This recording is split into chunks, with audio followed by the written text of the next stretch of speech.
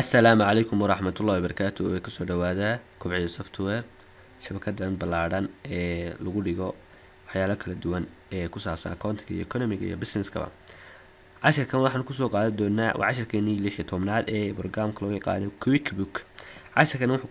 ka hadli doonaa casharkii hore oo la xiriira waa payment of account payable in discount kii hore casharkeennii wuxuu ahaa inaan lacagtii bixino lacagtiina lagu lahaa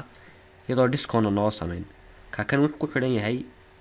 iyadoo discount lagu sameeyo kale sida u diiwaan gelin lahayd marka deer aad $20 lagu leeyahay 5 discount lagu sameeyo 20 bixisid qaabkeeba u diiwaan gashanaysaa buu casharka la taxalluqa dhinaca practicalka igala socda dhinaca practicalka markaan u soo leexano horta casharkii hore marka si fiican soo daawatay casharkan uu baad si fiican u fahmaysaa waxa tagaysaa deer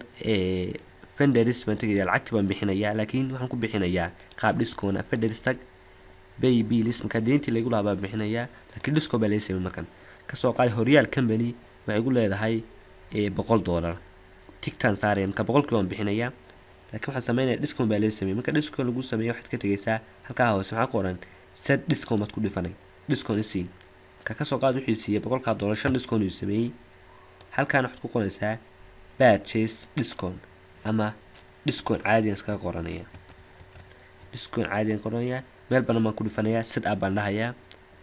account ku galayo waa income maadaama uu yahay discount isoo galay la sameeyay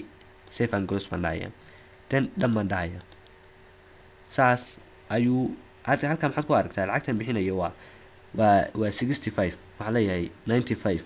baan bixinayaa oo $5 baa la sameeyay $100 buu ahaa $5 baa bixiyay $5 baa macnaa la siiyay discount